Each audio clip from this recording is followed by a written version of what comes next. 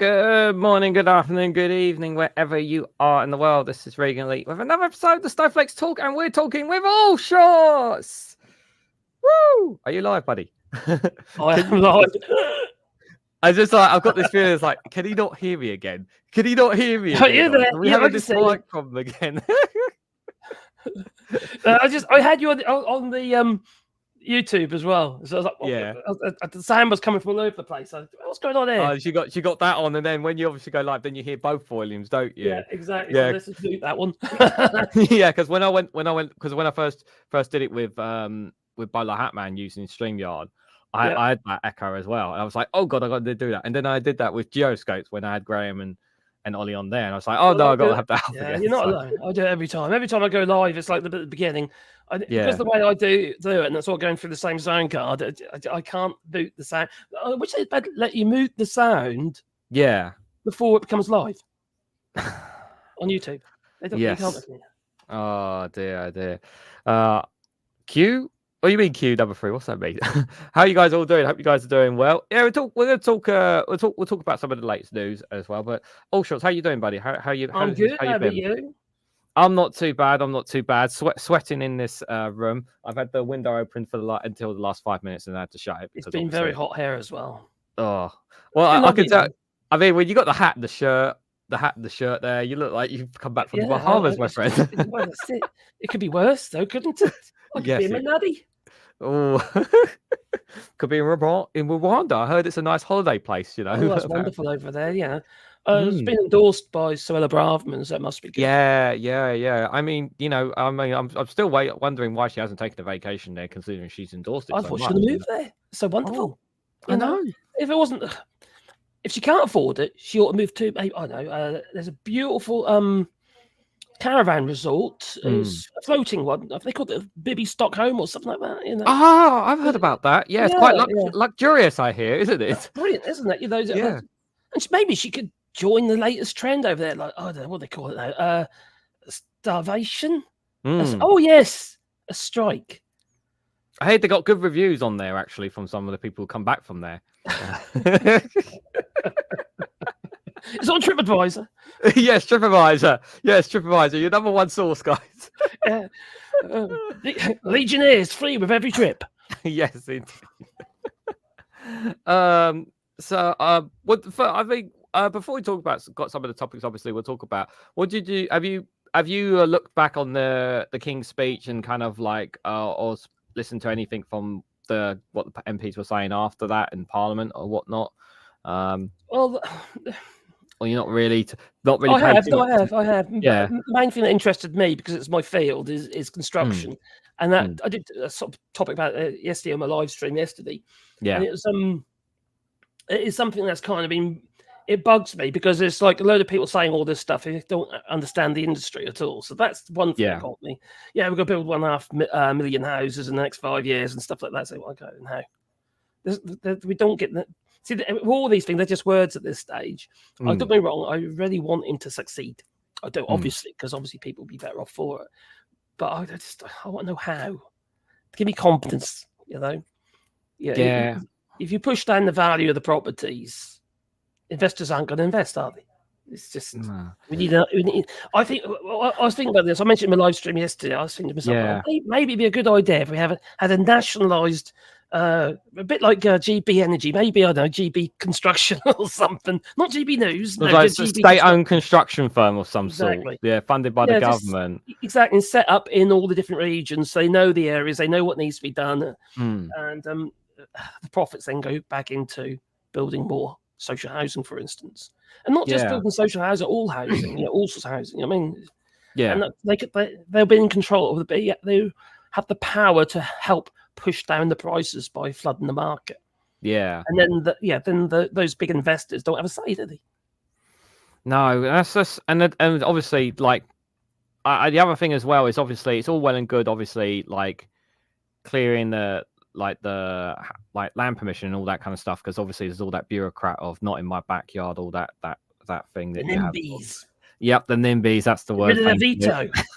Yes, they keep. Yeah, I mean, they just I understand that whole premise, but it's like we need the homes, people need houses, and like yes, but I just hope that they don't end up just giving everything to private investors to do everything. That's my real concern, and just letting they them. will.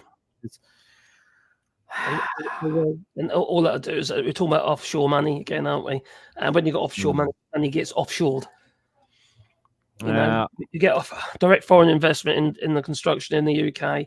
They're looking for profits, which should be taken out of the UK. It's just, they do head up and out, didn't he? You know. Yeah, but we do. I mean, Andrew Rayner does know what it's like for people, and I do hope that may help at all, like because of her background and whatnot. But I feel like she's alone, and then everyone else around her is a bit more upper class. That's what it feels like to me with some of those MPs. To be fair, I don't judge people on class unless it's Jake Rees-Mogg, but I just kind of like I just want people to do the right thing. You can have shitloads of money, you can have decent, really good private education and stuff like that. Yeah, it doesn't mean to say you got to be an ass, does it? Yeah, you can still be a decent person. Yeah, I mean, I'm like I've said this so many times, and those here know, like I'm very skeptical about Labour, but like it's a hell of a lot better than the Conservatives. Oh God, well, yeah, obviously, but I still I still get those comments that say Labour will be worse. Things we're all doomed, and it's just like, they're the same. I know they're the same thing, but it's like to me, it's like. I just like Labour. They only just started, and it's just like someone was saying about someone. I remember like Labour at least wait 100 days, at least the first 100 days. Let's just see what they do in 100 days, at least. Before we throw them under the bus, at least, people like, and the thing is, I understand that. I understand the frustration because obviously we're stuck always choosing between Labour and the Tories being our political history. I get that. I honestly understand the frustration that people have, but I'd rather have Labour right now than the Conservatives after what we've been through. I mean, it just feels. 14 years is a big. Like I said it last night on my live stream. 14 years is a big chunk of people's lives. Such a big chunk of time where the electorate has spoken. The electorate has spoken. They've spoken. They've had enough. Those who voted for them. But don't forget, I suppose back in 2019, people only voted for the Tories because they want to get Brexit done, which they were spun a line there, and they fell for it. Yeah. One of the other things. Sorry, that was really worried me a little bit is when I was listening to them about grey belt land. Yeah, suppose, we've got green belt land. Obviously, don't build on the green belt land at the moment. But if there's grey belt land within the green belt land, it's going to be considered for construction, which means you can have a construction right in the middle of a green belt land. How are you going to get infrastructure without destroying the green belt? No. I don't know, helicopter? Maybe. Giant bridge, maybe some of the crazy bridges. Use the Chinook. Nothing. Couple of Chinooks will go over the green belt. We get something from the Russians. Just don't tell the Just Stop Oil people. Obviously, it will upset them. Or we can travel in tubes, like Jack Black tells us. Could do. Phil McCracken says first 10 days refusal to repeal the 2-child benefit cap. Continued Tory opposition to Netanyahu's arrest warrant in the ICC. Yeah, the 2-child benefit cap. I suppose we might as well just bring this up for those who weren't aware this dropped last night. Stephen Flynn and the SNP have tabled an amendment for the scrap the 2-child benefit cap. There, guys. As far as we're aware, that we don't know when this will be, but it says it's been supported by Plaid Cymru, the Greens, and Independents, including former Labour leader Jeremy Corbyn. Obviously, we know where the Conservatives land on this. Lib Dems, as far as I'm aware, haven't said which side they said they're on this. But I like that they're kind of trying to push the initiative on this now because obviously, children are literally struggling. So we kind of need. I mean, why do you think they're not scrapping this? Oh, honestly, what do you like? I'm still trying to figure out in my head what is it that they don't want to scrap the 2-child benefit? Well, one's obviously money, isn't it? It's not. I can't remember what the cost was, but that was considerable. But don't we have? I thought we had a magic money tree. I mean, we have the magic money tree when it comes to defense and military and. No. Theresa May said we didn't. Oh, we didn't. That's what she said. Yeah, they got rid of her. Oh, okay. And then Boris Johnson said we did. Oh, okay. So there is and there isn't a magic money tree. Yeah, only when it suits them. When they put the money in their back pockets. So Boris Johnson's been rearing his ugly head again regarding Ukraine, hasn't he? So yes, okay, I think it's fair enough. He's got a point on that one, but I just want him to stay underneath a stone, just like Nigel Farage. Stay underneath your stone. The Telegraph, stay under, or the Torygraph, stay under the old stone. Torygraph, the Torygraph. Yes. Crikey, their latest headline today is the start of Labour's Brexit betrayal in the Torygraph. Oh yeah, they've already said, we are going back into the EU against our will. Oh, we'll battle them on the beaches. Battle us on the beaches. The money, there is ways to raise the money for it. There is ways to make it happen. I mean, I just think it's a case of, it's just for me, it's like, we shouldn't even be like, to me, I don't feel like why this is even a conversation about wanting to uplift children in poverty.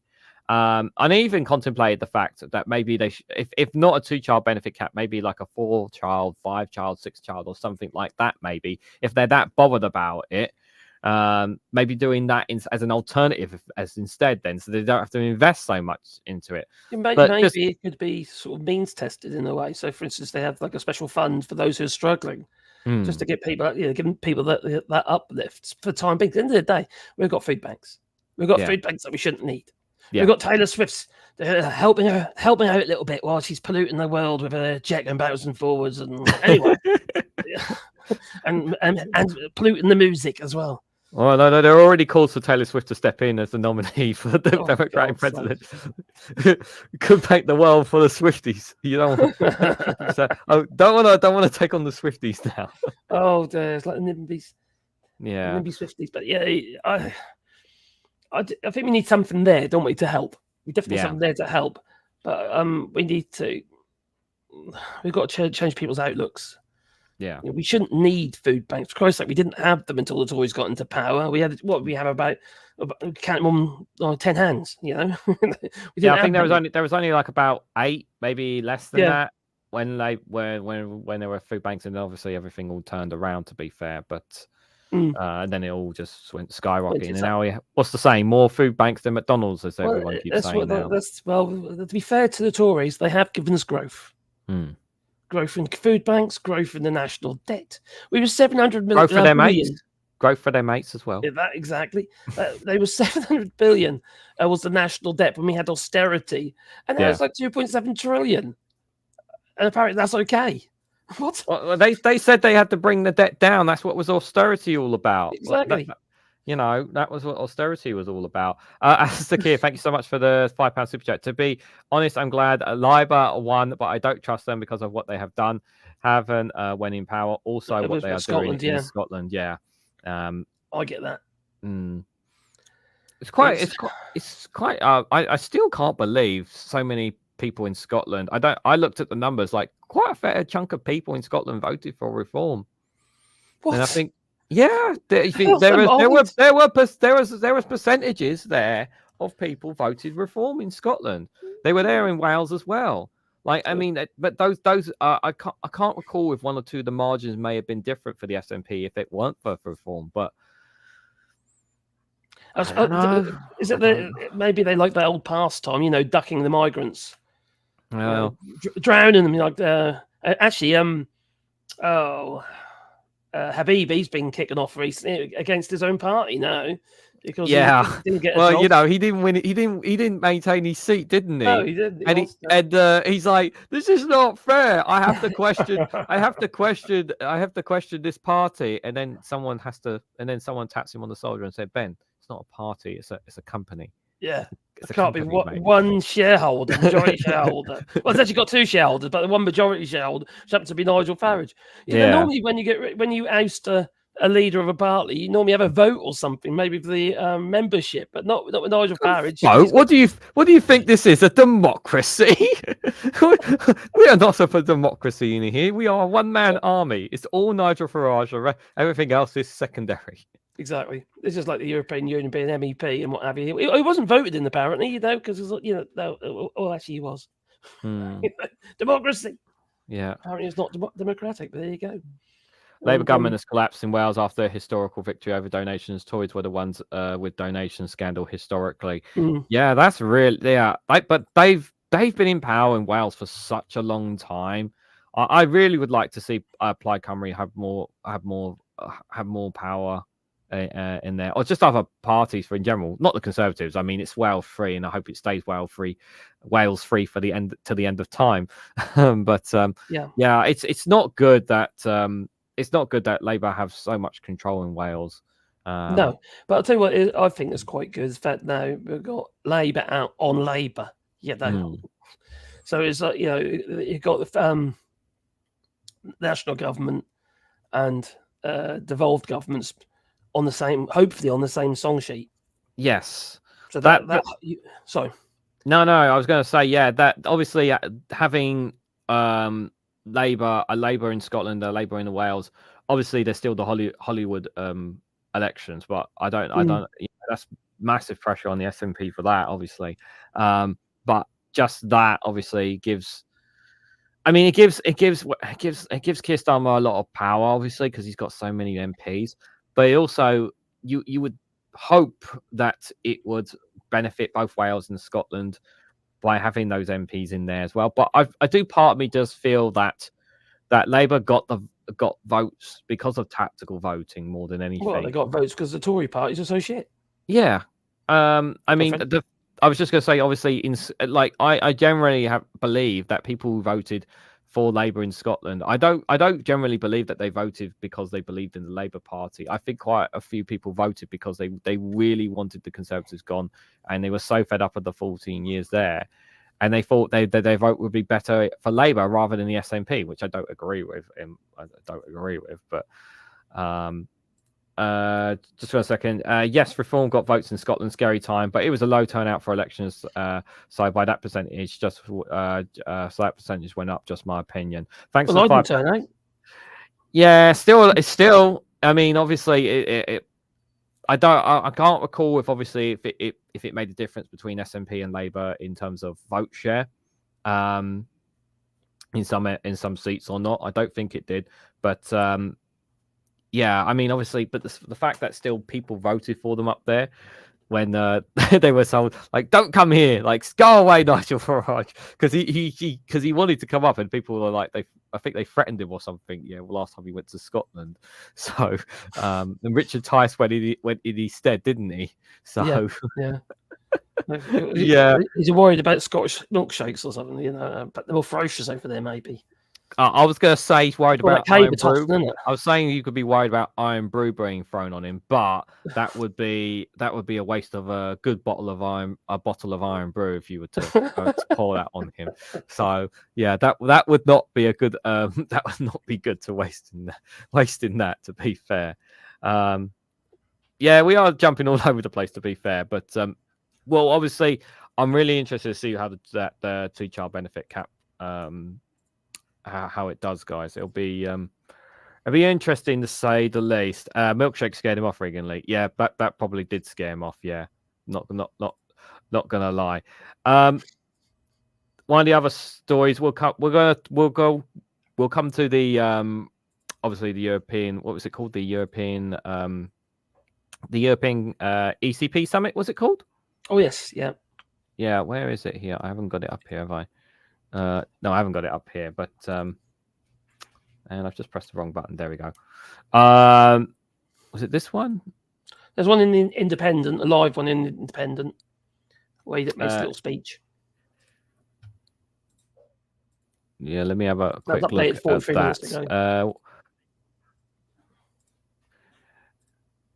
that. Hello, everyone who's there. Phil McCracken, Ruth, Alistair Keir, number 3, Giles, Stephen Banker, Jeannie Bottle, Joe Lefty. Well, I'm just pulling them up.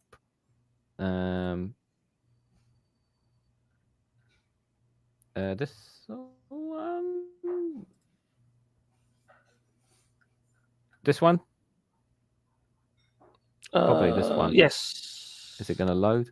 Oh no! Starmer says work has started with Europe on migration as he claims Britain is back on the world stage.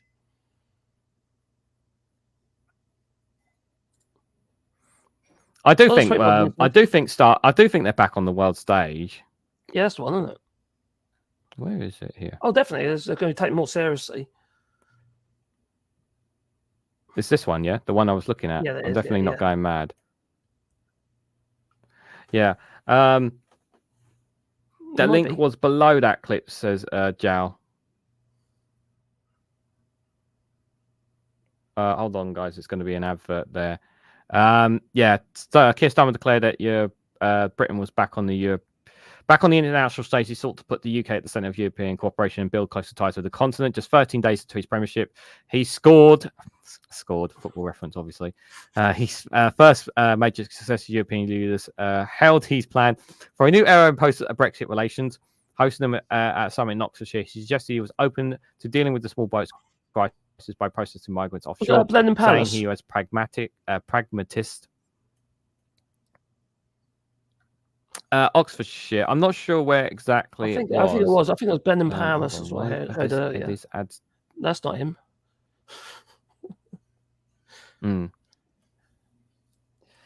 Give me 1 second, guys. I'm just trying to get the stupid advert. European Union leaders. They did Phil McCracken, thank you for being a member for 5 months. Much appreciated.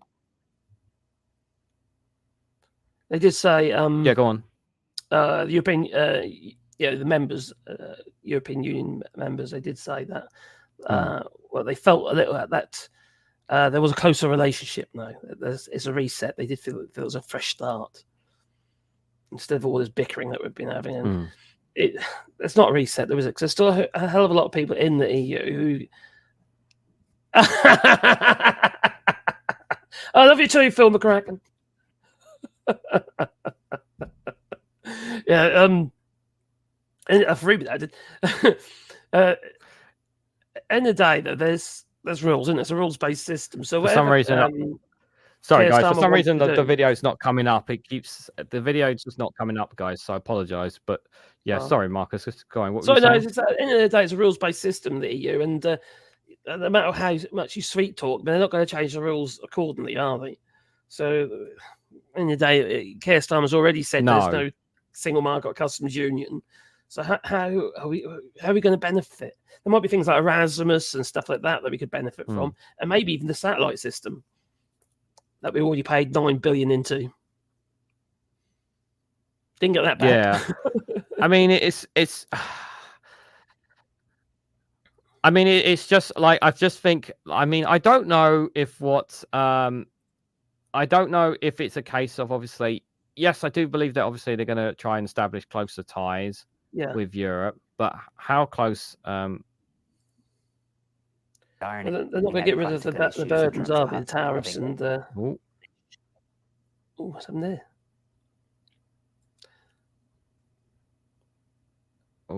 But I do absolutely think there would be a fair hearing for any proposal that the British government, or indeed that the EU has, about ironing out practical issues in terms of having a relationship that works. You know, Brexit has happened. The people of Britain have made that decision. But absolutely, is there space to have a veterinary agreement? Is there space in terms of student mobility? Is there space to work closer together on issues? I think there absolutely is. And I do think there would be a willingness in Europe to have those conversations in due course, should that be the wish of the British government. To be fair to the European Union, yes, they did offer the wish of the British government. Yeah, but the last government didn't. Yeah, but the last government didn't give a shit. That's the thing. Well, this government does. So that's the biggest difference. So I mean that's kind of where like I'm so happy that we can actually have a proper relationship with our European neighbours now. Like, yes, I know it's not going to be the same as it used to be, not being part of the European Union, not being part of the single market and customs union.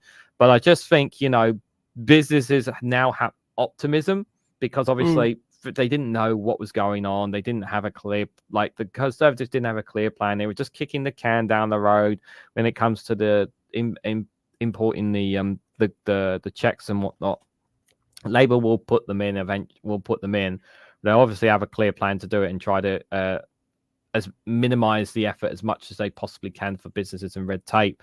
But I do think like in 10, 20, 30 years, like there will be a growing desire from Britain overall to rejoin. But it's a long way down the road at the moment. as some others have said as well, is the problem is that we have, as long as the Conservatives have this belief that Brexit is a good idea, there's no point even talking about rejoining in any way, shape, or form, because we need pretty much we need the two biggest political parties, unless of course we get proportional representation, then that's a different thing, which we also should have as well. But as long as the two main big parties are, as long as we have the Conservatives with the majority that they have, the vote shares that they have, the backing that they have of the British public still. I mean, they still got the second largest vote share at the last general election, despite everything that they've done, everything that's been shown. They still had all that thrown on them.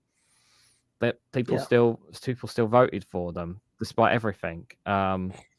Like, I mean, people were generally hoping that they would become the third largest party, and unfortunately that was not the case in the end, was it really? No. What with Reform or Liberal Democrats? Reform. Well, I when we were watching, we thought they were going to get, well, the exit poll thought it was going to be 13, was it 13 seats or something like that? Yeah, that's right. It's like, oh no. I was just like, what they end up in the end? Like, no, please no. Yeah, it was 5 seats. I did a video where it was only 4 seats. There were only like 2 seats left to declare. And I did a video saying it was like they got secured 4 seats. And then later on, they got a 5th seat, and everyone in the comments was like, "It's 5 seats, you numpty." Like, and I have to and I literally put in the comments like, "This was recorded before before that seat was announced." That he was just like, no, they just can't get it. They just can't get it. Bless. Alistair Keir, thank you so much for the 5 gifted membership. Much memberships too. Orange Man Good, Antby, Tom Crease, Ryan, and Gray Normand UK. Thank you so much for the gifted memberships, my friend. I really appreciate it. Giles says, what exists in the EU is willing to listen to whatever the UK wants to say, but accepting any kind of deal, especially one that only benefits the UK and potentially creates more issues for the UK. There's a disparity, isn't there? It seems to me that the Brexiters that are still out there, they can't understand the fact that the UK's economy is smaller than the EU. So the EU would be giving a downside more to the UK if it's unilateral. Yeah. It can never be on a level playing field, is it? How can it be? But the mindset is like, but we're Britain. We're British. We're British. Sovereignty or something. Did he put that word sovereignty in the King's speech as well somewhere? When it came to, he did put the word sovereignty. I think it was like maintaining Britain's sovereignty when the King was saying when the part where he was saying about close relationship with the EU. Well, maintain Britain's sovereignty. I was just like just to appease those people who care so dearly about Britain's sovereignty. Yeah, I was a little bit disappointed today. In fact, I nearly threw up when Keir Starmer said in Prime Minister's questions our hearts with Donald Trump. Blimey, really? Nope. Sorry, I can't say what I want to say, but you know. No. Well, you know, his running mate seems like a nice guy. Yeah, of course, we're all it's an Islamist nuclear power. Yeah. Britain's an Islamic state now with nuclear power. It's all Sadiq Khan's fault. It is. It's all Sadiq. I mean, oh man, I thought, you know, you think Trump's mad, and you think, what's that blonde woman? Oh God, Marjorie Taylor Greene. That's it, Marjorie Taylor Greene. How do I know that? Because you hear so much of her. That's why. She's a loon. Oh, she's crazy. I will never forget. That video clip of her. Oh, Jesus was arrested. No, not that one. The one where she's banging on AOC, Alexandria Ocasio-Cortez's door in the office. Yeah. And she was basically banging on the door. She wasn't even there. And she was like trying to entice her to come out or something. Like, stop hiding. You need to come out. It's just like, girl, you do realize she's not even there. Oh, man. There's just so many bad, like, so many times she's got owned like, in the cameras. That's real and yet people still vote for her. It's crazy. Well, what does it say about them? That's the thing, isn't it? It's like we say in the UK regarding the Reform Party. What does it say about the people? Like people of Great Yarmouth, I'm Norfolk, right? I'm from Norfolk, and people from Great Yarmouth. Oh my God, they voted for Reform. Why? You know, it's painful. It's really painful to see. I don't know. We'll see. We'll see how it goes, Caffel. But good to see you, buddy. Hope you're doing well. Yeah, you know, after that, like when I couldn't believe, obviously, that evening when he got assassinated. I say got assassinated. So no, he did not get assassinated. But I actually, so I don't know how much clips you saw online of it, but I saw the clip of the of obviously the main footage of him being the shooting and then him getting put down. Then I saw the footage of the Secret Service sniper on the roof, literally turning to like sort of thing, like, and that was that. Staged. I don't know. There's Donald Trump. Someone died though. Yeah, they don't care about that, do they? It's Donald Trump. Do you really think they staged? You can shoot me on Fifth Avenue or whatever it was, you know, and they still laugh at me. Oh no, I can shoot somebody on Fifth Avenue and they'll still laugh at me because I'm Donald Trump. I don't know if it was staged. No, I'd like, and the thing is like, is a shooter really gonna be like I just need you to not kill me. Just go aim for the ear. Just need you to not kill me. I'll duck my head just at the right moment, and that's yeah. And you're gonna tell me that he accidentally hit his target. And he definitely did not hit the heart or the head of Donald Trump. There, is that what you're gonna say? Like, Well, he had T-shirts printed the same day. The following day, he was on the golf course without the bandage on his hair. You know, it's just the amount of the people at the next rally were copying the same thing. I was just like, what's wrong with you people? It's Van Gogh. I suppose they started selling like keyring merchandise of Trump's ear or something. You know, that's it. After that, like Universal Soldier, all the airs around a piece of around the neck, that piece of string. Oh yeah. Well, Dolph Lundgren. Taylor Green is just stunning in her arrogance over her ignorance. Yes, Suzanne, definitely indeed. Good to see you there. He just was arrested. Very important question from Phil here. Serious question: is Marcus's beard purple or gold or white? This is a very important. It's the lights. It's the lights, is it? So it's not. It's not me partially colorblind though. No, it should be purple. It should be like a deep purple color, but it seems to fade us somewhat. So my beard is taking control, and then certain lights don't show up, but it is actually purple. So I don't have to go brighter next time. I'll go for more lights. More lights. Yeah. Yes. More lights. Yeah. Okay. Yeah. Mr. Crook hired by Trump for security test. You're fired. Staged or not? Staged. It's a direct consequence of the actions, words, and demagogue demeanor of Trump. He is responsible with his hate speech. I mean, the background check of the guy speaks volumes anyway. Like he was a Republican. He's a Republican. Yeah, he's a Republican, and yet this was Joe Biden. He was a Democrat. That's why Hunter Biden wanted to get his rifle license or something stupid. Yeah, immediately after, I think I think it was his new running mate that immediately said that this was Joe Biden's fault or something. Yeah. I was just like JD Vance. What? I just like anything. The whole thing's it's entertaining, but it's dangerous entertainment. Isn't it? It's just entertainment value 100%. Political wise, juggling with the democracy of the United States, whatever they want to call it. Yeah, that's not really ideal. They got nukes. Yeah, I don't know who I fare more with, the Islamists for nukes or Donald Trump. Yeah.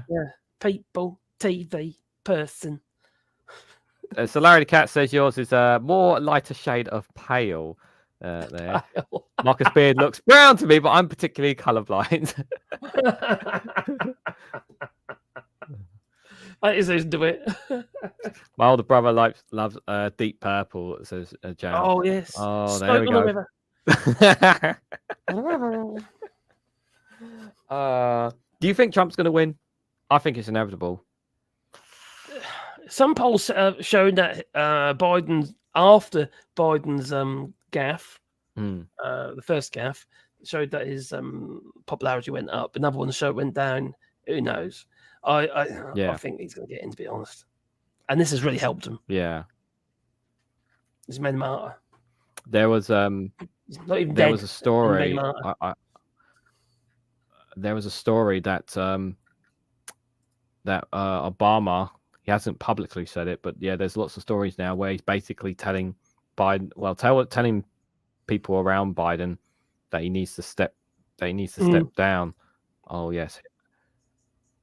Oh, here we go. Yeah. I actually feel sorry for Biden. I can see why he wants to hold on, but what the hell? But I think he needs to leave with dignity now.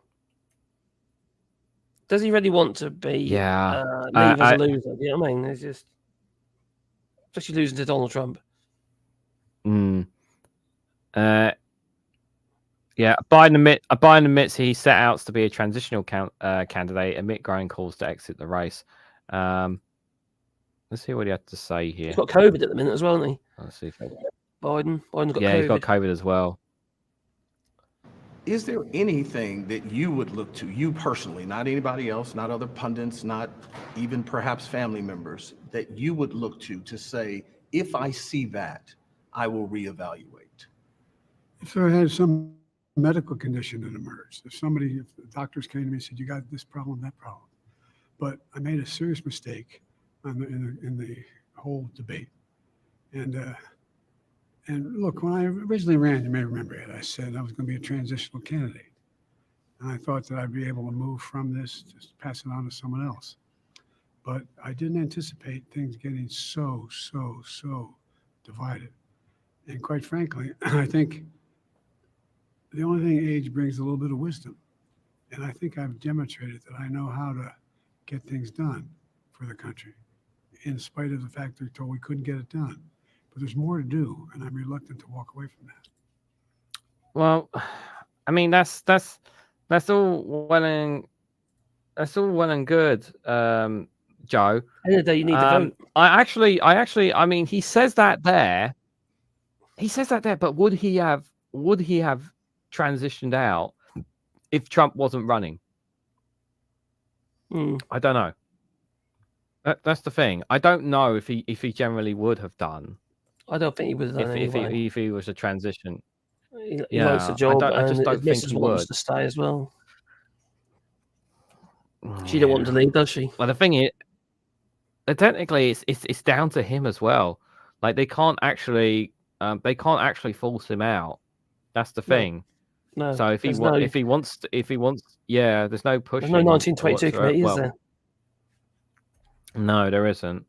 But the thing is, even if they got someone else in, like let's just say hypothetically, they put in Kamala Harris, like to get the campaign up and running, and what is it? We got like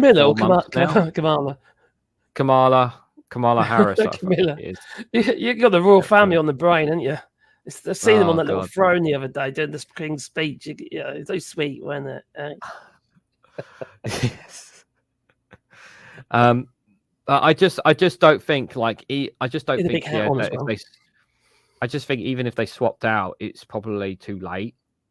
Like it's less. We're like literally 4 months away now from the US elections. Like I just can't. Even if Biden, if the next US debate is next month, I think it's September on ABC News, somewhere by mid-September. Someone in the chat pointed it out to me beforehand, which I really appreciate. Got it on the calendar. If Biden comes out all guns blazing, tears Trump and hits back at every single question he has, every single point and everything and whatnot, then everyone will say, yeah, they're all back Biden. But if he gets trounced again, that's it. Yeah. It's over. I think it's already over, but the second debate could be the nail in the coffin for him. Andrew Luke had a good point as well when he called Zelensky President Putin. Yes, he did. That was a very low moment. Yeah, that was really bad. But he caught himself there, and then there was the press conference. I don't know if you recall. There was a press conference he had, where he was asked questions, and he mistaked Harris for Trump as vice president. They look similar.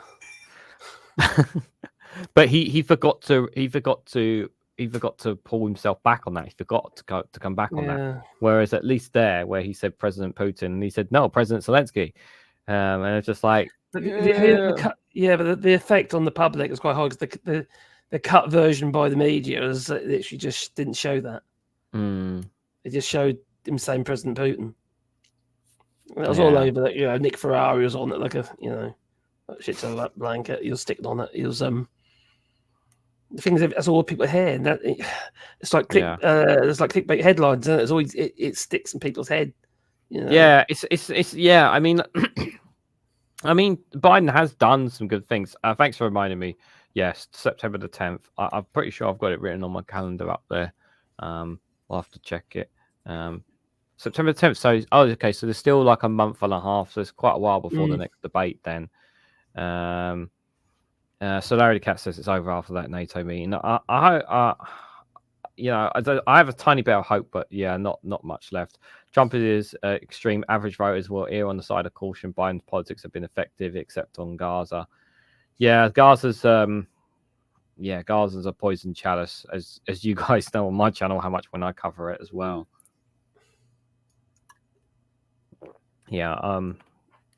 Gaza's a real poison chalice, guys. To be fair, but have you read Project 2025? Have you read that? No, I haven't. I mean, it's pretty. Maybe not so much. There's a video from. Have you heard of the YouTube channel, the Lincoln Project? Mm-hmm. There's a video they've got of highlighting some of the things that would be introduced if Trump goes in, and it's you don't like if you don't want to read Project that, watch the video from them on it, and they'll give you some of the rundown of it. I don't think it's not too long, that video as well, but it's incredibly scary to say the least. On that, as far as I know, no live fact checking still on debate, which means Trump can lie away unchecked. Even if Biden brought his own game, well, yeah, it was. I don't know if the format's going to be different at the next one, because obviously that one was with CNN, and their mics were muted as well. So the next one was with ABC News. So not sure if it's going to be the mics are going to be muted again, or if they're going to be able to just have more back and forth. But but Reagan, the muting of the mics actually did Donald Trump a favor. They did, yeah. I mean, he literally just. I remember Trump just like while Biden was messing up, Trump was just stood there just looking at him. He's just like yeah, you screw up. I'm just gonna stand here and watch you screw up. And what was his response to it? I actually did not understand a word you just said. That's so bad. That's just so bad. One thing you're totally missing, the person that's called every single USA election bar one. He called the next election for Biden. He says, well, maybe it'll be the second debate where maybe Biden wipes the floor in the second debate. Just because one person's predictions have always been right by one particular person doesn't mean to say it'll always be. But I'm glad you're optimistic, QA Library. Let's hope. We need hope. We do need hope. It's not just about America. Like I think I'm worried about Ukraine, but I don't know what the end goal is for Ukraine at the moment. Either there, like there doesn't seem to be a solution there. It's just a case of Europe, America, and Western nations just continuing to throw money and weapons and supplies for Ukraine. And what's the end game for what's happening there? Like I don't see an end game there at the moment. So Biden won't win debates. He will win on policy and not being Trump. It's like not being a Tory.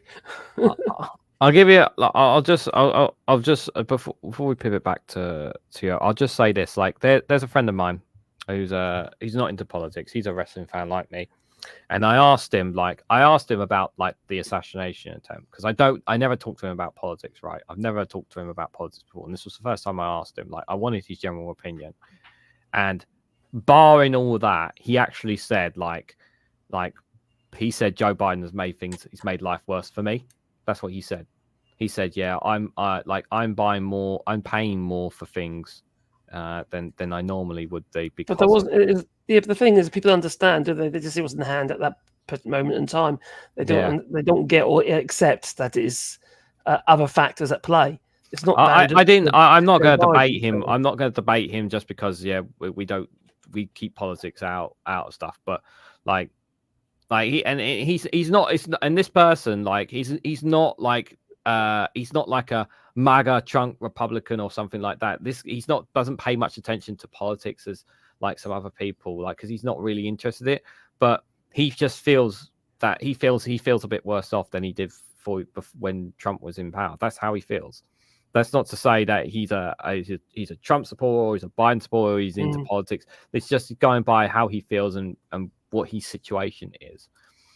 And yeah, despite what we hear and what we see. And the thing is that we're not American. We can only see and hear what's going on over there. We don't know what it's like for Americans on the ground. And also it depends on state by state as well. So the states obviously matter as well. Yes, Mrs. AllShorts did pass through. So Larry the cat did pass through there, but yeah. How do you feel about Nigel Farage buggering off to America when the King was he actually there for the King's speech? I don't think he was actually there. I think he wasn't. No, but he was there for no, was he there? I don't think he was, because I never saw his face at all. I think he was already over in America. Was he there for the EU thing? No, he's there. He was there. I think he was there. And then he went off to Milwaukee. I didn't see any of the cameras pointing him out at all. But maybe it's because he's right in the back. But he's in the United States now because Emily Maitland, as you know. He's there for his good friend. His poor friend. He's got to hold his hand. Trump. He's got to hold his ear. Yeah. Yeah, his poor friend Trump. He needed to be there for him. So yeah, it's just a bit of the interview. For those who didn't see this, I mean, obviously, most of you guys have probably seen it from Robert Spears' video. It's so uncomfortable. Nigel Farage defends flying to the US 2 weeks after becoming Clacton's MP. Well, I'm allowed to come to America on a trip like this, particularly in these circumstances. I mean, I had planned to come originally to America and to be here for a few months. And I made a decision, no, I'm going to run for Clacton. But given the circumstances, it was right that I came. Because at one point you said you wouldn't be running in Clacton because you wanted to give your time to the US. But now you are the new Clacton MP, but are here in the US just, 2 weeks after getting elected? Because this feels more exciting? No, I'm just here for a couple of days. That's it. I'll be back at the week. Just a couple of days. Just a couple of days, guys. Just a couple of days. Like Galloway. Yeah, exactly. He's just like Galloway. He doesn't want to put the work in regarding Clacton. He doesn't want to do the job of an MP. He just wants to cause a ruckus in Parliament. That's what he's interested in. He's not interested in his constituents because they're not really his constituents, are they? He's just some random geezer that's decided to be MP. I said to all the Reform subscribers, because I know I've got Reform subscribers in the comments, I said to him, okay, he's an MP now. Let's see what he does. Let's see what Clacton looks like after 4 or 5 years. And if Clacton's, literally, let's ask the people Clacton in 4 or 5 years' time, is your town improved? Do you have better, have you got more investment? Are the local issues been dealt with over the past 4 or 5 years? Are your bins getting emptied? Do you feel there's an uplift? Okay. That's the questions. Is there anything for me there? I got a coffee with my macaroons on it. I got macaroons. Oh. I'm in France. Nothing for me there then. No, sorry. Yeah, I'll just pass it to you. You get that? Oh, okay. Oh, cheers. Yeah, cheers for that. Cheers for that. He won't go to Clacton. There's no Coots branch office there. But he hasn't got a Coots account anymore. No, didn't he? Are you sure he didn't reopen one after he became a millionaire again? Oh God, really? After all that, I wouldn't be surprised. I wouldn't be surprised because he's just a slimy git, isn't he? You know. I mean, yeah. I mean, they. It's still baffles. It still boggles my mind that a political party that had no MPs, and at this general election just literally swept in, got five seats, and got a big chunk of the votes. It's frightening because that's how little hope people have in Labour. Obviously, they didn't have hope, and they've lost trust in the Conservatives, and they don't trust Labour. Some don't want to vote for didn't want to vote for Lib Dems because they broke promises in 2010 when they were in bed with the Conservatives.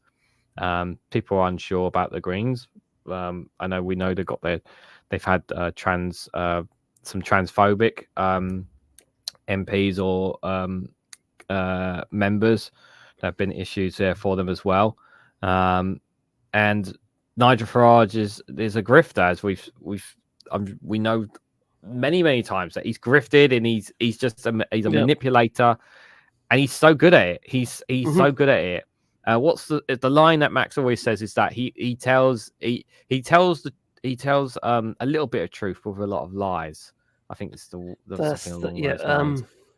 I think that sometimes it's the other way around. I think sometimes these people, they tell a lot of truths to disguise the lie, but the lie is dangerous. But it still embeds into people. Yeah, it does. It wins people over, and then they forget all the other stuff. But there's always Liz Truss, you know. Well, she's gone. I was very happy. No, that's a disgrace. That's a disgrace. It was such a disgrace. It was such a disgrace that she went. Yeah. She's still about though. She's still causing ruckus. She's also been in Milwaukee and what have you as well, isn't she? Causing. Yeah. I mean, no. She's not just been doing that. I mean, she's still doing. She's still calling for help and all that kind of stuff. Have you not aware? Look, she's still here. That's definitely Liz Truss. Yeah. Hello, it's me, Liz Truss, with a message from the United States of America, the USA. I'm here with a message for all of my followers because I know that I'm very, very popular. And I just wanted you all to know that I put in a very strongly worded message to my head teacher at school to say that I didn't like anything that King Charles Spaniel said about me. I've done nothing wrong, and they need to remove the horrible wording about my mini budget. It wasn't disastrous, and the whole of America agree with me. And there are over 7 people here, so it's overwhelming. Now, the school have taken that bit out, so look at my report. Oh, the brackets won't be in it. They're just stage directions. Right, I go back to the playground now with my friend Donald Trump because we're building a castle and all the civil servants are the dirty rascals. Farage, can I help bring the drawbridge up?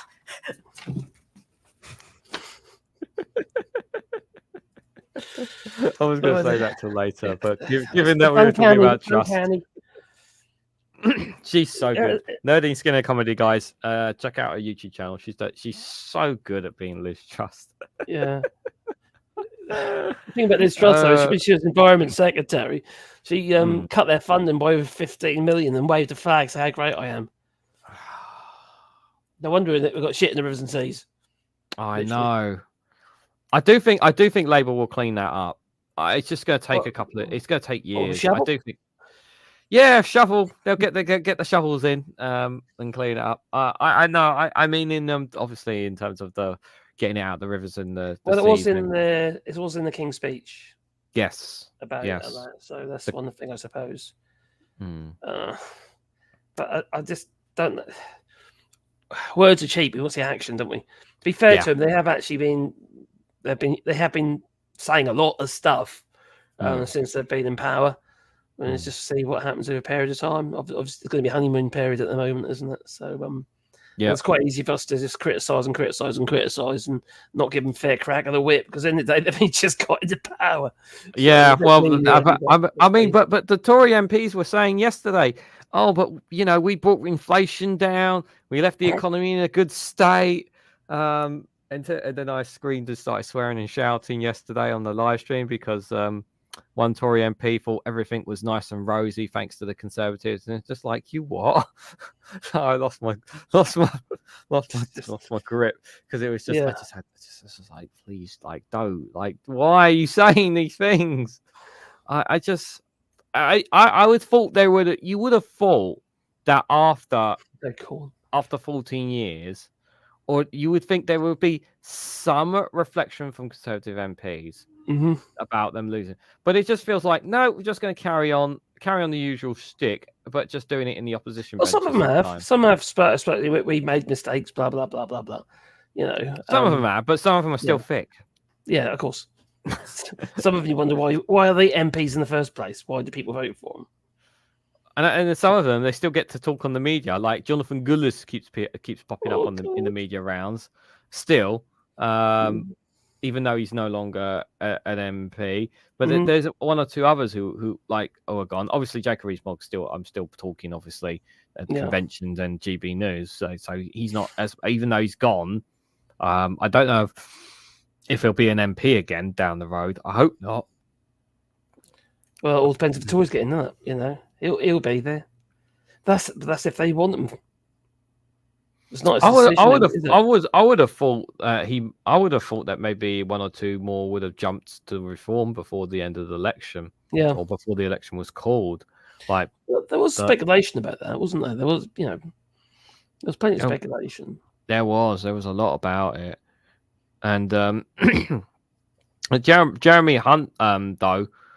It was because we were talking obviously about Liz Truss losing her seat, but Jeremy Hunt everyone was saying that he was going to lose his seat to Liberal Democrats, but he was there campaigning literally every single day, putting his own money in to win his seat, whereas Liz Truss didn't do anything in the constituency, nothing at all, and just expected to turn up and win her seat comfortably, and she didn't. But people in King's Lynn were saying we never see her.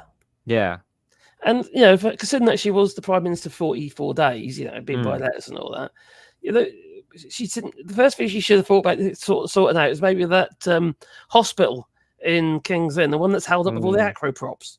Yep, that would have made that she might have saved the seat if she did that. Yeah, well, but she's got better things to do, like sell her book. Cheese. She's got a book to sell. Bigger slice of the pie. Yeah, bigger slice of the pie. Remember when water quality was a major priority, and there were almost zero issues and blue flag beaches all over. I wonder why that happened. Yeah, why did that happen? Oh, I wonder. Privatisation. Yeah, we need more nationalisation in the UK, and that was also in the King's Speech. About nationalising the railways and the buses and stuff. Yeah, I was so happy about that. I think it's so good. I don't know how you're gonna do it, but and what they mean. What do they mean by nationalisation? That's the other thing. How much private money is going to be in that? Well, because they don't own the stuff, do they? You see.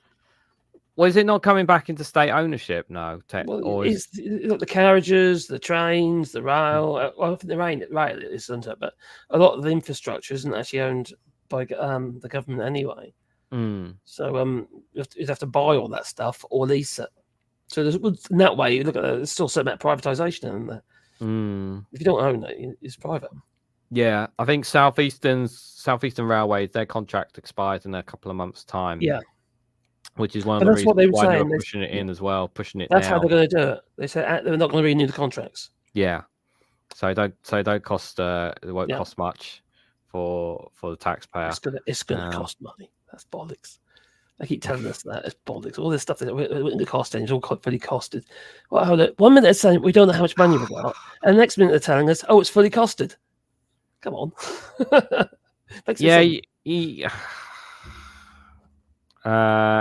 Phil says Network Rail owns all the track. Rolling stock is privately owned as well as routes. Yeah. Got you. Cheers, Phil. Cheers for that, Phil.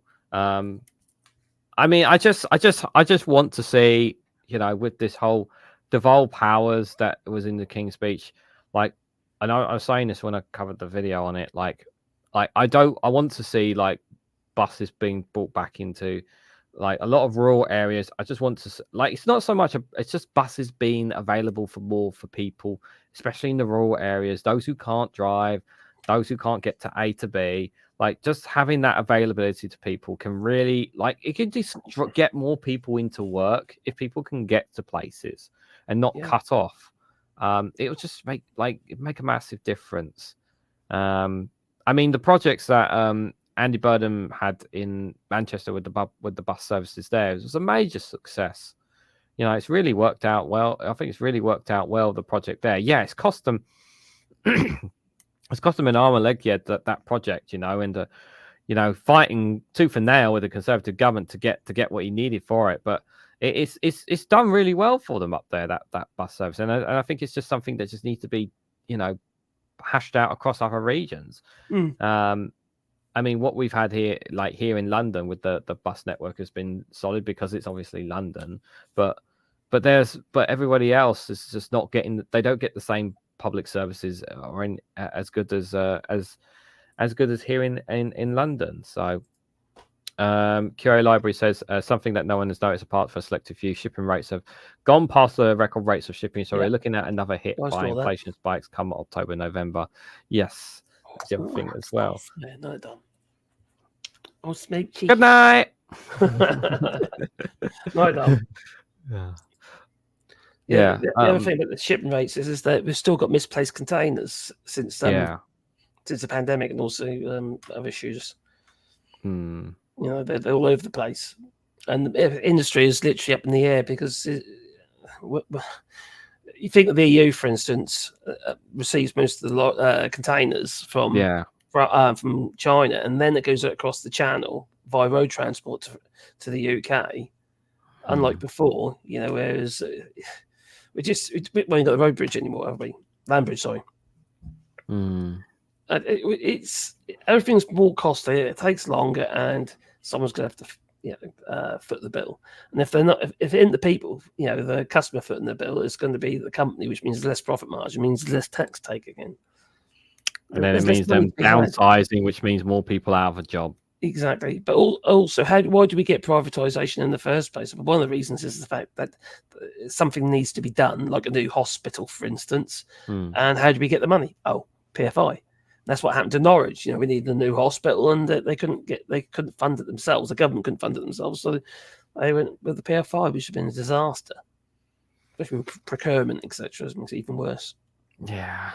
I mean, private investment is good if it is controlled, but we just let everything run amok here. That's the problem.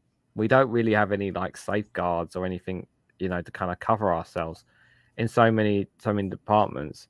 But I am still optimistic about. I just hope people, not necessarily. I just hope people feel better off in the long term. I mean, the problem is everyone is so what's the right word? Impatient. Because now there's a new government and everyone's like, everything needs to be fixed right here, right now. Like everything should be fixed, and it's just like. But that's like Brexit. They've got Brexit's going to happen overnight, and obviously that was a long period, and it still isn't done. Well, Jacob Rees-Mogg said 50 years. So how many years have we been since we left now? That's convenient. What was it? Was it 2020 we officially left? Wasn't it?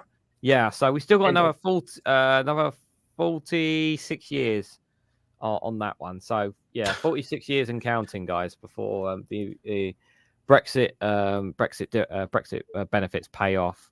All those dividends. 100%. Private investment has no place in essential public service. No, definitely not. No, I mean, any kind of public service should not be. But where's all the money gone? I mean, I'm glad they've set up a task force to try and recoup some of the lost COVID, some of the PPE contracts and whatnot. But I feel like a lot of that money's long gone, like long out of the country. I mean, they may recover some of it, but they're not going to recover the bulk of it. I just think it's a bit late now to chase some of it. I think what I heard through the grapevine that they're going to reclaim Michelle Moan's silicone breasts. Okay. Yeah, that might be one way forward. I don't know the worth anything, mind. Is that worth a lot? I mean, No, I don't know. I don't know. Silicone's not very pricey. It's pretty cheap stuff, especially stuff in the tube. Put them in the bath. You know, that's quite cheap. Make your own. But yeah, she's actually, what's happening there now? Because obviously, to be honest, it's criminal, isn't it? What they did was criminal.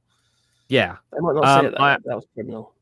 I haven't seen any updates on it since. I know obviously today that Frozen. Yeah, I know. I know today there was also there was one of the Labour ministers was at the post office inquiry. Mm-hmm. I've only read a little bit into it, but nothing really huge to add on that. This was quite big. We should have their COVID inquiry very, very soon. The results from that, shouldn't we? Any moment. Yes. But nothing's going to happen. You know. No. Well, this one obviously. Yeah. There was the fatal strategic flaws in the first reports of the UK COVID inquiry, pinpoint serious errors of state. That's not what Matt Hancock said, was it? Oh, I think I've actually got a clip of Matt Hancock actually saying yeah, there was a clip I got. No, sadly he wasn't. I know that's what you want to see. But they're British fish and they're happier for it. Says that's right. They're much happier. Yeah, they're much happier fish. That is true. Much happier fish. Hold on. There we go. I've got the soundbite for that here, but I can't play it through there. The Chief Medical Officer has revised the risk to the UK population from very low to low and has concluded that while there is an increased likelihood that cases may arise in this country, we are well prepared and well equipped to deal with them. No, not. Yeah. COVID inquiry finds UK public were failed by the government's lack of preparations there. Yeah. So did he lie in the House of Commons? I think he lied in the House of Commons, you guys. Yeah. But they were lying all the way through, weren't they, to be honest? Yeah. I mean, like, I think they should face criminal charges personally. They won't. No, it's like asking Tony Blair for what he did with Iraq. It's like George Bush as well. No, nothing's going to change. And it's infuriating because when you have money and power, you can pretty much do anything you want, and that's exactly what they have. But if you're an ordinary person, if you do the things if you're an ordinary person, yep, the plebs, as we say, if you do any of these things, yep, you're you know, 2,300 lives we lost during the pandemic, guys. Serious errors on the part of the state in the way it prepared for the risk of the pandemic. Never again can the disease be allowed to lean so many deaths and so much suffering, she said. Yep, Jeremy Hunt. Oh, he was a terrible health secretary. He was so poor. I hated him. I really hated him. So they got some recommendations here to respond. He did a quite good speech in favour of the Labour Party. Yeah, he did. So in response to Prime Minister Keir Starmer said the safety and security of the country always be priority. Recommendations includes the leader or deputy leader of each 4 nations should chair a cabinet level committee responsible for civil emergency preparedness, a UK-wide pandemic response exercise to run at least every 3 years, and a whole new civil emergency strategy to be put in place. External red teams should be regularly challenged groupthinks on the principles, evidence, and advice on emergency plans. A radical simplification of civil emergency preparedness and resilience systems. The current system flowchart looks like a bowl of spaghetti. I mean, this is like this stuff. This is like okay. There may not be any like we don't know like the details and what other thing, but at least he's saying the right things here. Like he's saying the things that things that are there in place if we ever need them. If should the needs ever arise for them, that's a good thing. You weren't hearing this from.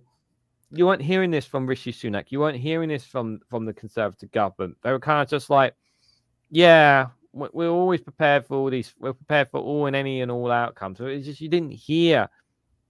I just didn't hear more into it. Yeah. The thing is, though, there is no security regarding PPE anyway because it has a shelf life. Yeah. Those face masks, for instance, 5 years. You can only store them for a certain period of time. What we need in the UK, we need to be making our own. Yeah, we should have done. We should simple have done. things. They're just steam pressed. That's all they are. There's no reason why we couldn't make our own. Provide security. And see, it wasn't just that. You see, I know. I was lucky. I was stocked up, but I know loads of carpenters who couldn't get. People work in workshop, dusty environments. So they couldn't get what they needed. Yeah. So there they are, work with carcinogenic materials, and they put themselves at risk because they couldn't get what they needed because everyone was wearing N95s and what have you. Howlett said preparations for a no-deal Brexit caused the work on the pandemic preparedness to be paused. You touched on the impact of austerity, saying in the years preceding the COVID-19 outbreak, there would have been a slowdown in health improvements as health inequalities had widened. Public service that were running close to, if not beyond capacity there as well. Phil, thank you again for £5 super chat. Appreciate it. God, trying to get a funny chat through YouTube is exhausting. Always censoring the right again. Gave up. Come on the hoops. What's the what is that? Is there a game on that I've missed or something? Oh my god, I'm going to make an idiot of myself with that. But thank you, thank you. In all seriousness, Phil, thank you so much for the £5 super chat. I really appreciate it. No, I appreciate. We appreciate your support, buddy. Yeah, I mean that's the other thing as well. Like Boris Johnson was hell bent at that time of like, no, we've got to get Brexit done. It's just like in the middle of a pandemic, can't we wait 1 or 2 years? No, we got to get this done now. Okay. Yep. Yeah. And then we've got the other elephant in the room: construction. Yep. So you've got all these things. If you're talking about the King's speech. Key flaws in the preparedness identified by Hannah include the UK being prepared for the worst pandemic, focusing on influenza. The institutions responsible for emergency planning being Lambertus in their complexity. The government's sole strategy, pandemic strategy for flu dating from 2011 being outdated and lacked adaptability. Failure to appreciate the impact of the pandemic and the response to it on minority ethnic communities, in people in poor health and with other vulnerabilities. Failures to learn from earlier civil emergency exercises and disease outbreaks.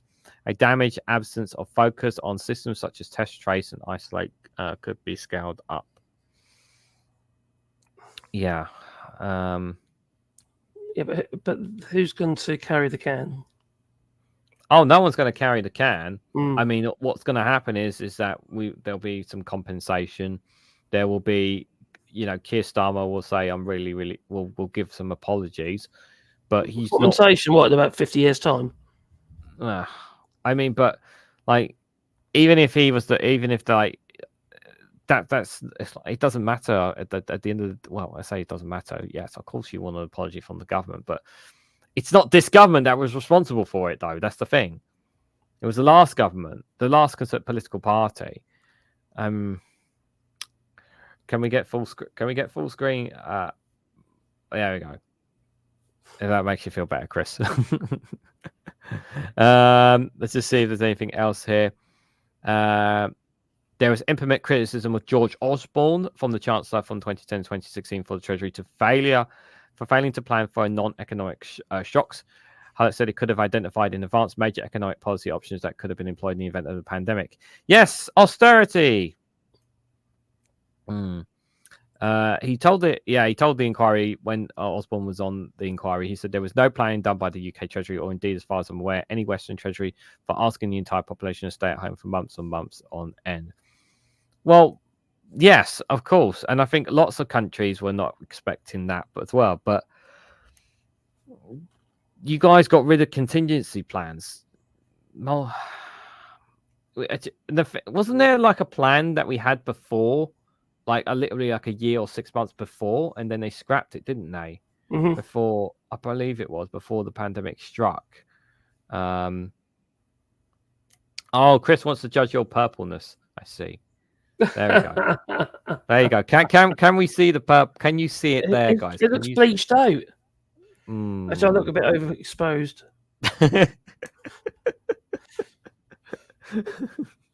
In a non-sexual fashion.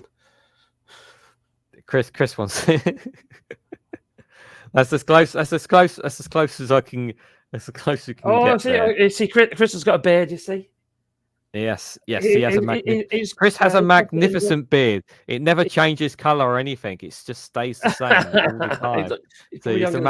It's a magnificent beard. He's got the what is it? The Jack Black look with going on with his beard. Jack Black. Crikey! Did you hear about that? Did you hear about Tenacious D? No, what happened there? Oh, crikey! They're on stage doing their Tenacious D tour, and Kyle Gass's birthday, and when he asked me, would you like? They brought a cake on, and then he asked him what would be your wish, and he said, "Oh, next time, don't miss," referencing Donald Trump, and shit hit the fan. Yeah, you can imagine. I think he's just saying what a lot of people thinking, but did they have to think politics?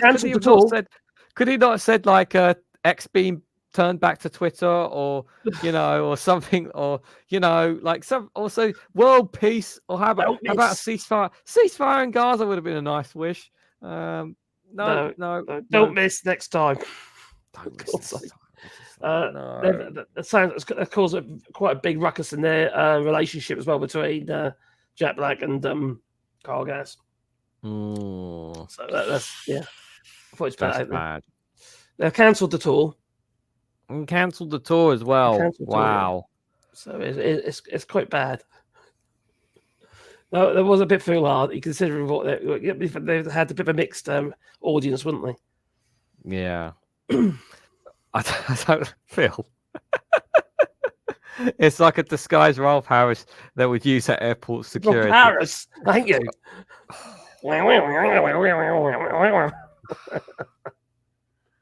I hate that. I hate that Ralph Harris is like, because I used to watch Animal Hospital when he did that show when I was a kid. Mm-hmm. I hate that. I hate that he was actually that. It makes me sick to my stomachs. Jao says one thing to say: the rest of Europe was gazing in horror, while the UK did all it could not stop the contagion. Eat out to help out, for example. Gods. Eat out and help out the COVID. Eat out to help out the virus. Yeah, that's what it was. Eat out to help out the virus, because the economy was the priority, guys. The economy was the priority. I'll leave that banner. I'll leave that banner up there, guys. If you have any questions you want to throw at us or whatever, you're more than welcome. The thing is also during the I know I've talked about this before regarding Shatta Murty, the Chancellor's wife, Richie Sunak, the then Prime Minister. The last Prime Minister. She had her company, which was one of her companies, which she invested heavily into, which was the Mrs. Wordsmith, and they got a COVID loan, went bankrupt. The company was on the verge of bankruptcy before they got the COVID loan. Obviously, Richie Sunak would have known that. And then there was her other company, which was Something Fitness. I can't remember what it's called now. Some Click Fitness or something anyway. Yeah. And she got a COVID loan for that as well during the pandemic. That also went bankrupt. So obviously none of that money is recoverable. But that's a conflict of interests. Surely it is. Yes. He's the one with the checkbook, handing out money to his wife. It's probably a perfectly legitimate request, but it's immoral considering his position. Can we have some of our taxpayer money back? We want it back now. No. No. Yeah. And put it into training up the construction workers, Mm-hmm. even though there isn't anyone who wants to do it. Did you dye collar or cuff, Marcus? Huh? What was that? Phil asking about the beard. Oh God, there we go. Did you dye collar or cuffs there? Yeah. Did you dye collar and cuffs? Oh yes. Yeah. The whole caboodle. Yeah. Do you want to see? I know. I'll have to go closer again. Oh God's sake! That's gonna be purple. Next time I do, I got some more dye coming tomorrow, so that's gonna be all purple. A bit of luck. This is too aubergine. It's not the colour. Any more questions, guys? We'll probably stop at about 7 minutes or so. So if you guys have any questions, do you? I know you don't talk too much about Gaza, but what do you think is gonna? How do you think it's gonna end, or is it gonna end? It's gonna run its course. It's gonna run its course until there's nothing left. I'm not saying I want that. No, obviously, but that's what's gonna happen. Netanyahu, what was his name? Netanyahu. Yeah, you had it. Yeah. He's pretty much said that, hasn't he? It's going to go on and on and on until they've achieved their goal. Yeah. Even though there isn't really a goal, because you don't get rid of an ideology, do you? So, so it's very unfortunate, obviously, for those poor buggers who live there. Yeah. Yeah. I mean, I covered yesterday on the live stream. There was this, and most of the guys here in the chat know, there was this 10-year-old kid who wants to grow up to be a doctor. And there he is helping out around the hospital instead of being in school, helping. Helps at the morgue, helps in the hospital with moving bodies or whatever. Like, he's been around it all, and but he still. But in they were still showing clips of him like being smiling and happy and whatnot, just playing, being doctor and whatnot, and with everything that was going around him, he still shows to be a kid, despite the fact that there are literally dead around him, which is amazing. But at the also, it's just heartbreaking at the same time. It was extraordinary. That is, yeah. But also on the other end of the scale, you kill one terrorist, you create two more. Yeah. You know. Also, during that summit yesterday, or was it today, with the EU, there's pressure put on them regarding recognising the state of Palestine. Immediately, they said, immediately. Was in the Labour manifesto to recognise Palestine as a state. Yeah. Wasn't in the King's speech, which worries me. Are they literally just leaving it on the shelf for now? Like, because they did say it was in their manifesto. Yeah. Very important to hold them to that as well, guys. QA Library has a question. Could we see any Conservative MPs go to Labour or Reform in the next few months? I don't think so, because maybe some Conservative MPs maybe go to Reform. The only reason I don't see that right now is because they've secured their seats. The general election is over. It's not a case that their seat is so much at risk now, because all the pressure is on Labour to deliver and make changes now. So they don't need to move positions. I don't know. I don't see any. I don't know. I suppose some people. there was one or two people who were actually saying that Suella Braverman could switch to Reform if she doesn't win the leadership contest. I don't think she would. But I don't. Yeah, I don't think she would either. Like, it just. I don't see her being like. I don't see her wanting to play second fiddle to anyone after her time as Sunak. Like, she wants all the power.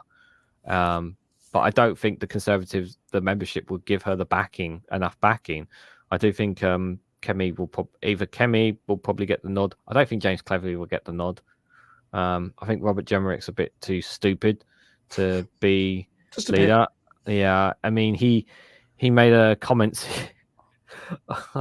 There was a clip I shared yesterday of him in the Commons basically saying about the dangers of extreme far right and us here on the centre right.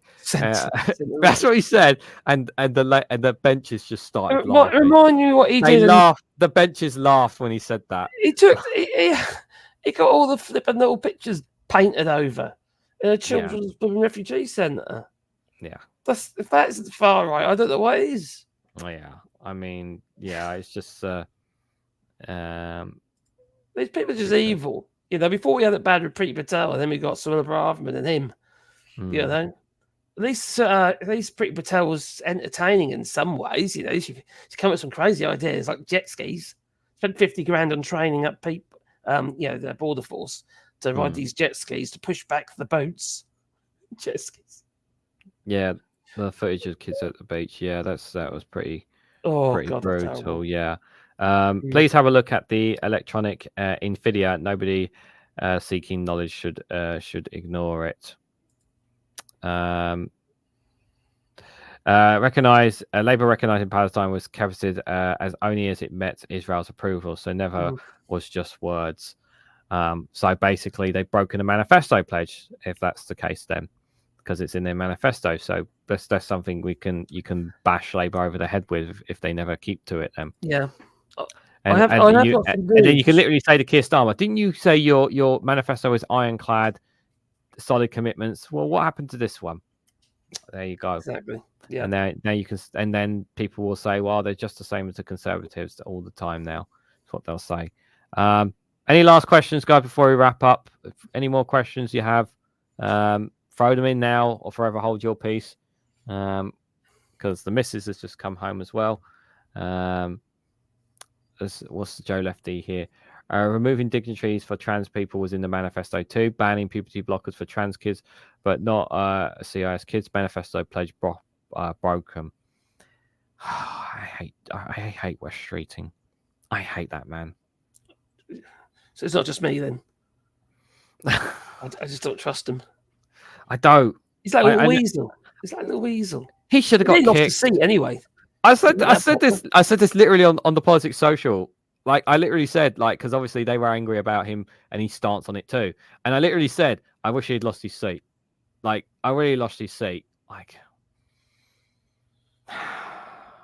I mean, he already said stuff he was already saying things when he was Shadow Health Secretary, pissing off the NHS workers with some of his comments. Yeah. So as soon as he did that, I was like, no, I don't want this guy as Health Secretary. And also, he was talking bollocks. You know, regarding there's room in the private sector, the slack in the private sector. If the private sector fills their slack, they're going to be headhunting more and more nurses and doctors. They don't train them, do they? They just take them. They just take them from the NHS. So all that done is caused a problem, not solved one. It's just the man's an idiot. All right, we'll finish on this last question. Both answer this one. So REGANELITE and AllShorts, how do you see the next 5 years? So for me, I see some changes for the benefit of ordinary people. Obviously, the workers' rights is a good thing. I think people will feel better off. Some people will feel better off. I don't think not everyone is going to get what they want in this 5 years. A lot of people will feel that they've wasted their vote lending it to Labour. Some people will feel a sense of betrayal. There will be improvements. Like, I expect quality of life to improve for some people in the whole of the UK under a Labour government. But do I think it's going to like turn everything, like make everything all nice and rosy? No. But I do generally believe that Labour will get a lot of things done, but they are under pressure because in 5 years' time, if people aren't better off, they will be pushing Labour out. That's for sure. What do you think? 5 years? I think the majority is so flipping large. Even if they lose a few voters, they'll still get majority. That's what I think. I think they've got a hell of a job on their hands. Anyone with any sense whatsoever got to realise that. Obviously, there's going to be quite a large proportion of the voting electorate. They're going to see it as a failure. And also, there's lots of people out there, including the right-wing media, which most of it is. They're looking for things like, for instance, this latest headline by the Tories and by the Tory graph. Brexit betrayal and all that. They're just attack and attack and attack. And then we're not going to get the media on side. So I think they're fighting a losing battle in the first 5 years. They've got to sow the seed for maybe the next 10 years. Yeah. And maybe look at closer alignment with single market and customs union. Otherwise, we're fighting a losing battle here. Yeah. Yeah. It's gonna be interesting to say, but as we will both try to cover whenever we possibly can, guys. Yeah. Because obviously, like we said, like just because the Conservatives are gone doesn't mean that something worse can't take its place. But yeah, we'll do what we can to try and hold them to account as much as we can here on YouTube. Just want to say, guys, someone asked, are you going to live stream after this? AllShorts. No, not today. I was live last night. You were live last night. Yes, you do these sub sleep. Yeah. And also, I was live on the Woodwork channel this early day as well. It's actually really live is actually exhausting. My lives are usually quite long, and they are exhausting. Yes, I enjoy them. They're good, but it's just they are very tiring. Yes, they are. They can be quite tiring. Yes. Yeah. This constant sort of touring and also talking, but also the fact that you have to do quite a bit of research and stuff beforehand, just to to clarify your points and what have you. Yeah. Maybe to fill up the spaces, things that you want to talk about. It's quite hard work. It is indeed hard work. Yes. Yeah. Marcus, thank you so much for coming on. No worries, thank you. Chat, and it's nice to have a wee chat with you. It's normally it's been me, you, and Lee, but Lee wasn't. Lee, I did message Lee actually. I do need to message Lee actually, see if I can get him on for a Thursday as well. Again, I don't know if we'll do a show again because obviously he's got lots of stuff going on. Of course, but I had one Angry Pagan last year, so thanks for coming on. Really appreciate it, guys. Lee. Yep, Pagan's probably still angry. But for those who don't know or are living under a rock, the links for all of AllShorts' channels are in the description. All of them, not just his politics, not just his woodworking, but he even got one for Wally. He's got a YouTube channel for Wally, guys. Yes, he's got a YouTube channel for Wally, guys. This is not a joke. Yes, do check it out. All his YouTube channels in the link description down below, guys. I did put that. I got 14. Yeah, I got 14. Well, that's your way of expanding your brand. I have YouTube, I have Patreon, I have Rumble, I have TikTok, Instagram, and you just have YouTube. But if one goes, you've got another YouTube to jump. Exactly, it's a backup. I've got these backups going on. That's it. That's how it is. Yeah. And my crikey, the Wally Brow one has done really well. It's 8 million views last month. Oh, lovely. So that's doing really well. Yes. So, guys, thank you so much for coming along, guys. Do hit the like button on your way out, sharing it across social media, and if you're not subscribed, please subscribe to both our channels across all AllShorts social media channels as well. Do you know when you're going to be live, or you have no idea? Normally Sundays, but so we'll be this Sunday, 8:30 UK time. But okay. And then I try to squeeze for extra ones in if I can. A lot of it's down to how I feel, really, tiredness and stuff like that. So I have fibromyalgia, so I'm a bit up and down. Yeah. Anxiety and stuff, all stupid stuff. Me personally, so I will not be. I'll be dropping a premiere. So for my viewers, you've gone quiet.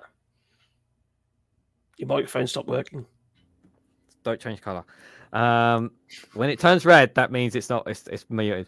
So I'll be back with a premiere video tomorrow at 7 p.m. with the World's News Round, guys, covering news from outside the UK. So feel free to come join me in the chat for there. And then I will be back on Monday with a live stream of another episode of Snowflake's Viewpoint, guys. So yeah, do check out both our channels. I want to say massive thank you to those who've given Myth Gifted memberships, as to Keir, and I think Phil gave gifted memberships as well. Correct me if I'm wrong. I'm pretty sure. And everybody who gave any super chats as well. Thank you guys so much for your support today, guys. Really appreciate it. I think it's mute's off now. It's working. Yeah, it's working, Chris. It's working. It's working. Is that touch sensitive? It is, yeah. So if That's I touch, a really bad idea. the top, it's mute. But the other thing as well, you have to understand though, right? Is obviously if I touch the orb, yeah, then it mutes the mic. Oh my god! Because it's electric, obviously. Yeah. So yeah, but I've got to photons. But I've got to turn Ollie's frown upside down because we made some money today. So Ollie, that is Communist Spy Pingu, and then obviously Cash Dummy there hiding behind Cash Dummy there with the Cookie Monster there. So so yeah, guys, thanks so much for coming along. Greatly appreciate it. Have a great rest of your evenings, whatever you guys are doing, and hopefully we'll catch you guys soon. So thanks a lot. Nice to be here. Nice. Yes. Take care, everyone. And should I do my outro? Proper outro? Do it. Yeah. Do it. Oh, all right then. If you haven't already, guys, please hit the like button. We greatly appreciate it. Share it across social media so others are notified of this video, and subscribe because it really does help support the channel.